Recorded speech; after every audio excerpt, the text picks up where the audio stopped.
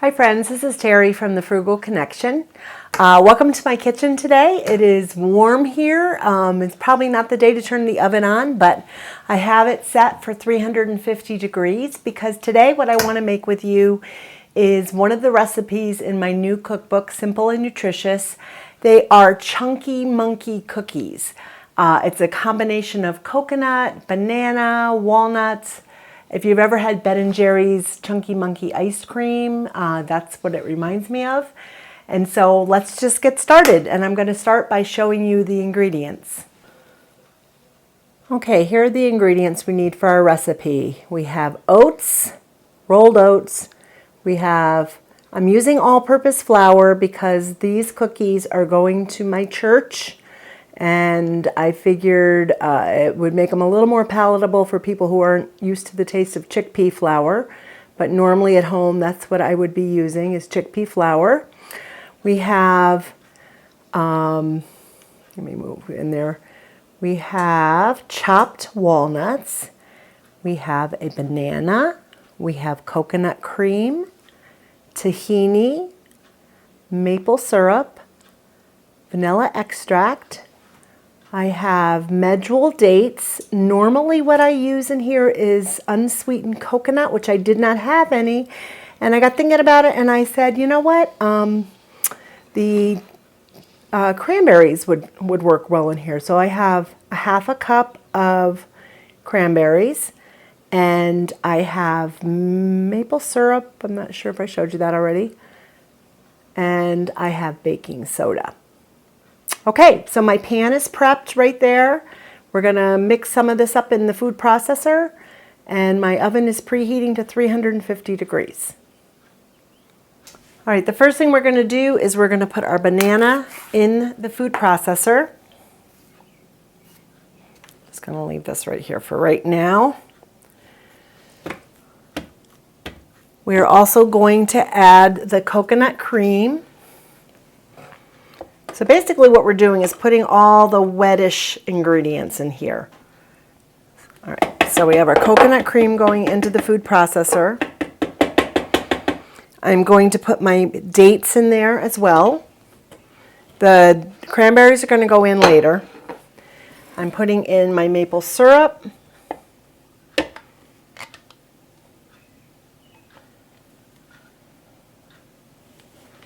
And I'm going to put in my tahini.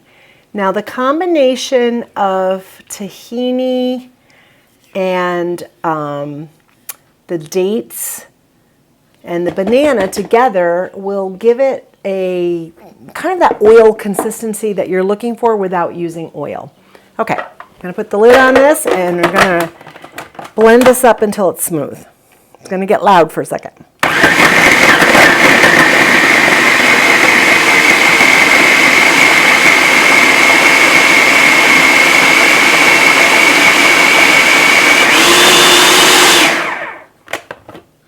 Okay, there you have it.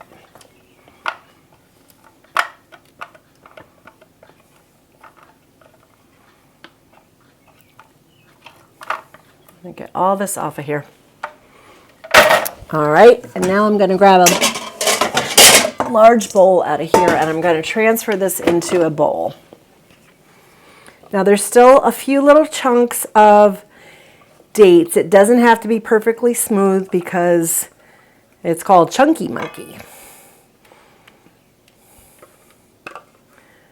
But that combination of coconut and date and banana just gives it this very tropical feel. And it's just a really yummy cookie, which I really, really enjoyed coming up with that recipe because I love all those flavor combinations. Okay, I got that cleaned. And all right, so we have our coconut cream, banana, date, maple syrup, tahini in here. And to this, what we're going to now do is, well, first I'm going to get that mess out of the way. All right, I'm going to add in my oats. I'm going to add in my flour. And I'm going to give this a good mix. And oh, whoops, I almost forgot. And I'm going to add a teaspoon of baking soda. And you know what? I did forget to add in the vanilla extract when I was doing the wet ingredients, but it's okay because what I'm going to just do is throw it in there now. And put about a teaspoon in there. Okay, so I'm going to give this a good stir until all of these, all the flour and the oats are well incorporated into the cookie mixture.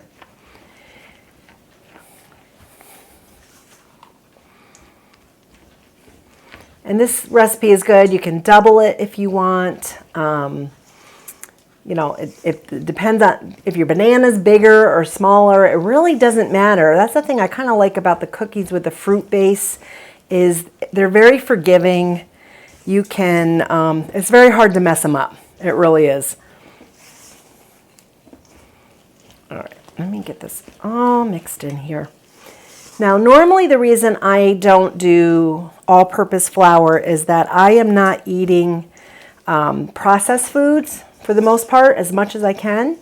And so if I can find an alternative that's not highly processed, that's what I use. So I've discovered chickpea flour, which I use a lot. But chickpea flour can have a little bit of a different taste to it. And if you're not used to it, it can be, it might not be something that you necessarily like right away. I did not find it unpleasant, but you know, everybody's palates are different. And because I am taking these to somebody else, I just want to make sure they're going to eat them. Okay, so here is my batter. And now to this, I am going to add in the cranberries, and I'm going to add in the chopped walnuts.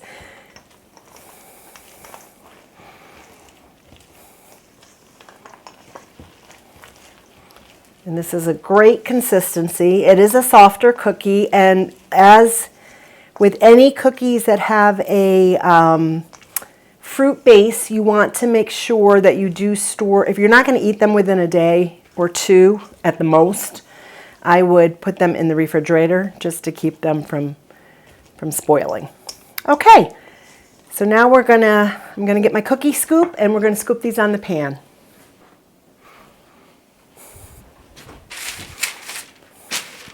All right, now I'm going to scoop them onto my cookie sheet. They do not spread out very much, so I would put, I don't know, maybe, I usually put 3 across on this big pan just to give them a little bit of room, but pretty much where they are is where they stay. They don't spread. They're a chunky cookie, chunky monkey.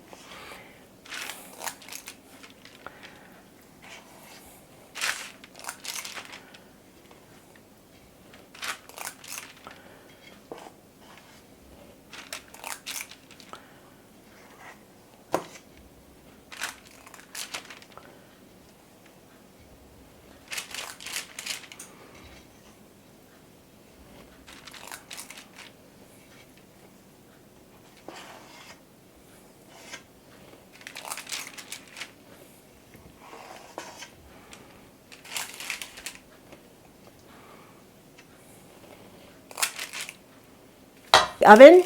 I put them in a 350 degree oven for 10 to 12 minutes, just until the edges are brown and they have set and they're no longer like mushy, they're soft, but you pull them out, leave them on the pan for a minute or two, and then you can transfer them onto a wire rack. And I will show you the finished result when they get out of the oven.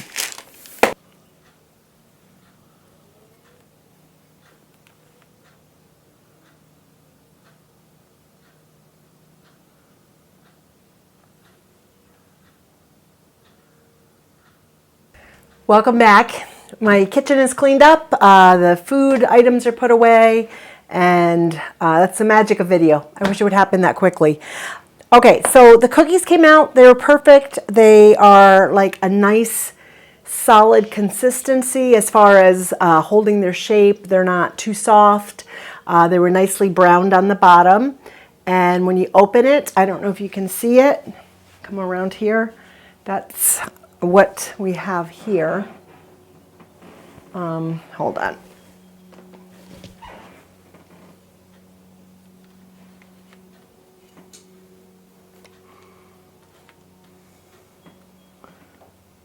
There you go.